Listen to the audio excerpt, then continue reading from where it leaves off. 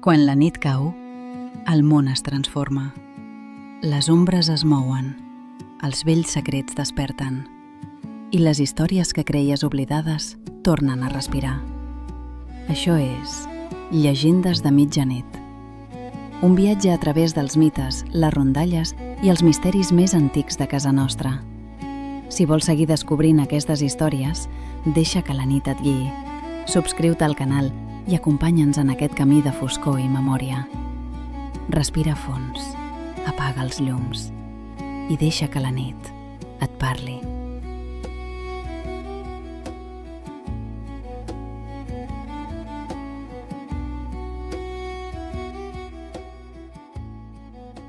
Imagina un poble petit, envoltat de vinyes, quan l'aire encara conserva la calidesa del dia i el cel s'omple d'estrelles tranquil·les. No hi ha presses, no hi ha soroll, només el pas lent del temps i el murmuri suau de la nit que tot ho cobreix.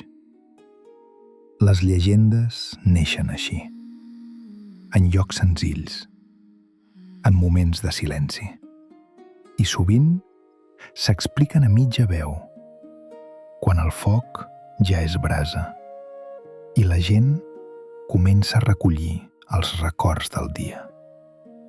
La història que escoltaràs ara és una d'aquelles que han passat de boca en boca, any rere any, cada vegada que arriba la nit de Sant Joan. És una història de festa i de silenci, d'alegria i de misteri. Una història que encara avui sembla respirar entre les pedres antides i l'aigua que raja sense aturar-se. Ara, si vols, deixa que la ment es vagi calmant.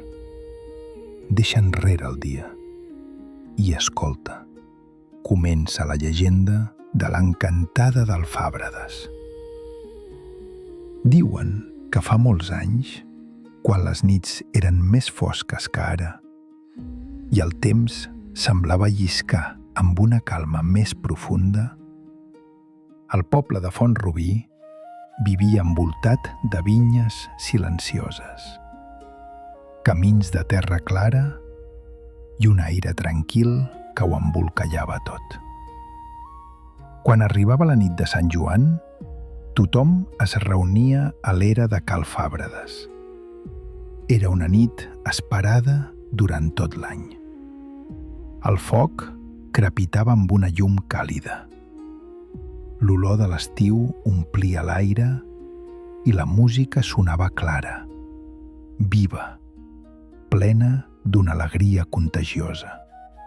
Els veïns ballaven contents i despreocupats, girant sota el cel estrellat, deixant-se portar per aquella felicitat senzilla que només es viu quan no hi ha cap altra preocupació que el moment present.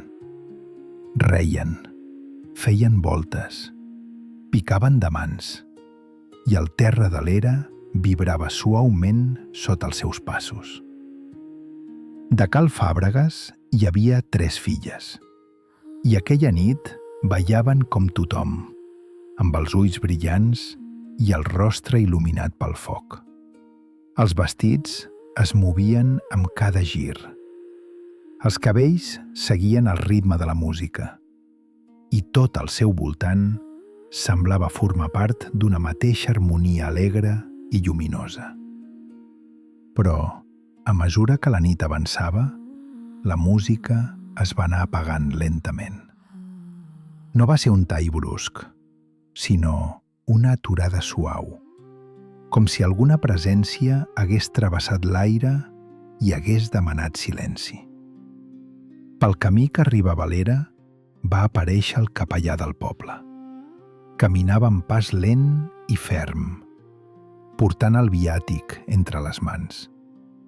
A cada pas feia sonar una campaneta petita, un so fi i metàl·lic que s'escampava per la nit i arribava clar fins a l'últim racó de la plaça. Darrere seu el seguien 3 escolans, amb el cap lleugerament inclinat i el pas contingut.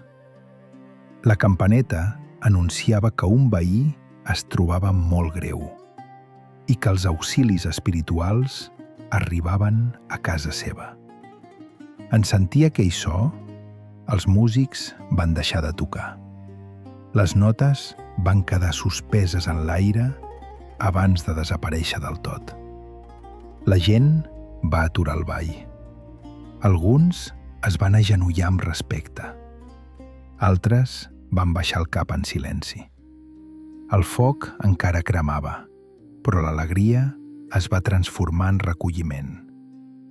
L'era sencera va quedar coberta per una quietud profunda.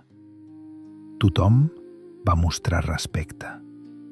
Tothom, excepte una de les filles de Cal Fàbregas. Ella no es va aturar. Va continuar ballant, primer amb la mateixa alegria, com si el silenci no l'afectés. Després, els seus moviments es van tornar més lents, però no es van interrompre. Girava sola, amb els ulls absorts, com si encara escoltés una música que només sonava dins seu. Semblava aliena a la campaneta, aliena a les mirades, aliena al silenci que ho havia canviat tot. La gent l'observava sense dir paraula. Ningú no es va atrevir a cridar-la. I aleshores, enmig d'aquella quietud espessa, es va sentir una veu. No provenia de cap boca ni de cap lloc concret.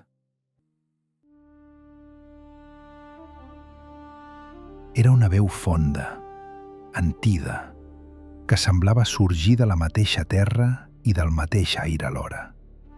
La veu va pronunciar una condemna. Va dir que quedaria condemnada per sempre a viure en forma de serp entre les runes del castell, lluny de la llum i del caliu del poble. I va dir també que només podria sortir un cop l'any, a mitjanit, la nit de Sant Joan. Només aquella nit li seria permès anar a rentar la roba a la Font de Llinars, abans de tornar, inevitablement, al seu destí. Quan la veu es va apagar, el silenci va tornar a ocupar-ho tot. El capellà va continuar el seu camí. La gent, a poc, es va dispersar. La jove ja no va tornar a ser vista com abans. Diuen que, des d'aleshores, cada any, quan arriba la nit de Sant Joan i el foc ja s'ha convertit en brasa, quan les veus s'apaguen i el poble es va dormint lentament, hi ha qui assegura que es pot distingir una figura blanca movent-se entre la foscor. Camina sense presses, amb una calma que sembla d'un altre temps. De vegades estén roba blanca, amb gestos lents, roba que ha rentat a la Font de Llinars. Diuen que porta un petit fanalet vermell, una llum tènue que no enlluerna, una llum suau que batega delicadament dins la nit, com si fos un record que es resisteix a desaparèixer. La roba es mou lleugerament amb la brisa. L'aigua de la font raja amb el seu so constant i tranquil, com ho ha fet sempre. I també diuen que l'encanteri no es desfarà mai mentre quedin descendents de Cal Fàbregas. La nit avança sense pressa. El poble dorm profundament. La font continua rajant. I la llegenda, en silenci, continua.